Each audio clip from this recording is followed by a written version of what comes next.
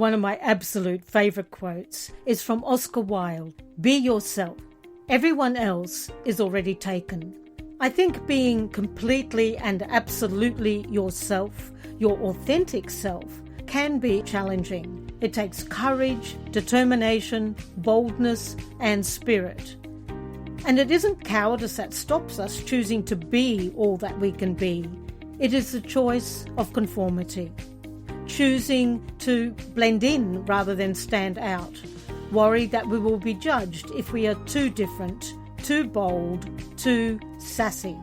So today, I give myself permission to be sassy, to not conform, to be real, to be bold, to be spirited, cheeky and playful, and also to be a voice of transformation in the world. Hello and welcome to the Short and Sassy podcast with Simone de Haas.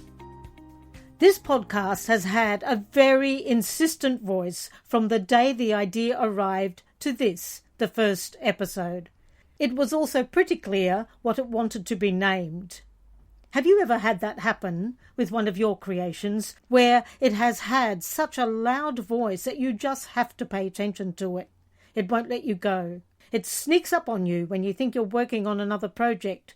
Just a little nudge, a reminder that, hey, I'm here. I'm ready.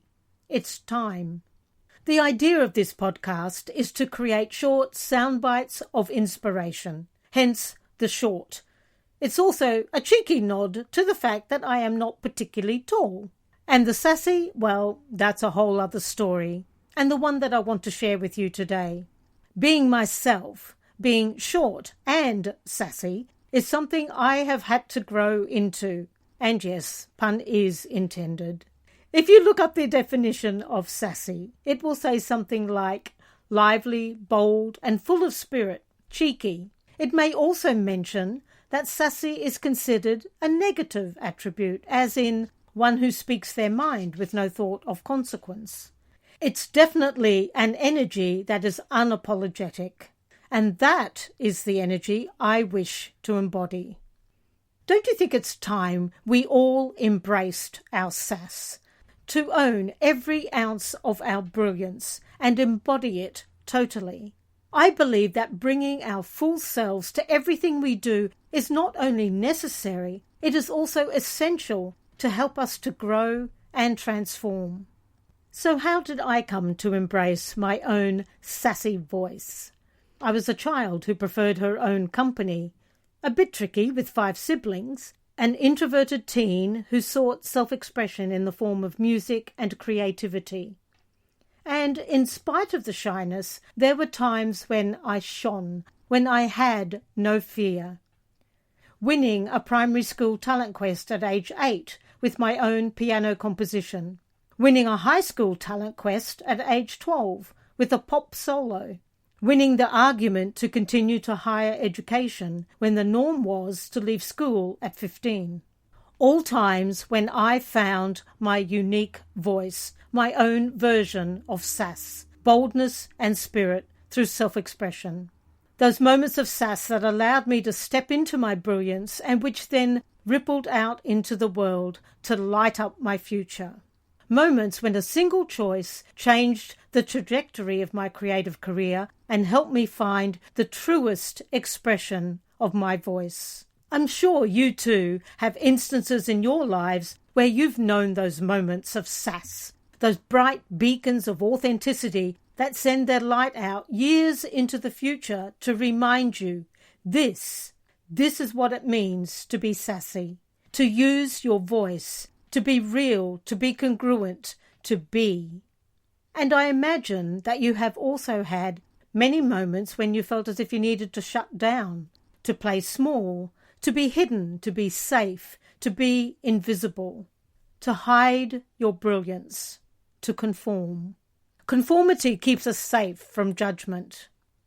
And truth, I know that the moments when I've been least willing to be myself are the moments when I have also judged myself the most and opened the door to allow the judgments of others to deeply affect me.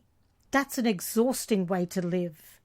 My very first experience of being a director of a theatre production was terrifying. There were such expectations and so many judgments of my capacity to handle the role. I was young, inexperienced, and untested. I listened to everyone's advice and constantly tried to mould myself to fit every separate version of what a director should be and do. It was exhausting trying to be what I wasn't, and yet I knew I could accomplish what was needed if only they would let me get on with it. I hadn't yet found my sassy director's voice. It wasn't until I overheard a conversation between two of the more experienced production team members discussing my abilities, or what I thought my lack thereof, that I realized that I had allowed myself to inhabit every other point of view but my own. I had stopped my own sassy voice because I didn't trust it. I didn't trust that who I was and the experience I had already developed was enough. I made myself less than to accommodate their need to be better than. And let's face it, every time we do that, every time we make someone else's opinion of us matter more than our truth, we make our world shrink that tiny bit more. We make our choices more limited and our possibilities and potential a fraction of their whole. So in that moment of time and place, I gave myself permission to be sassy, to have a voice that demanded to be heard. And the sassy voice spoke, and the tide turned. Wherever you are in time and space as you listen to this podcast, I encourage you in this very moment to give yourself permission to be sassy, to shift into alignment with the most spirited and soulful truth of you. Be bold, be spirited, seek the stars, amplify your presence, and be a voice for transformation. Sassy is not a state of doing, it is a state of being. When we give ourselves permission to be sassy, we bring the full complement of our gifts and capacities into our lives and living, and allow the impact of our unique presence to ripple out into the world. Are you ready to give yourself permission to be sassy? You've been listening to the Short and Sassy podcast with Simone de Haas. If you've enjoyed this episode, I'd love you to subscribe. Each week I share insights on living your best life with boldness and spirit. Thank you for listening.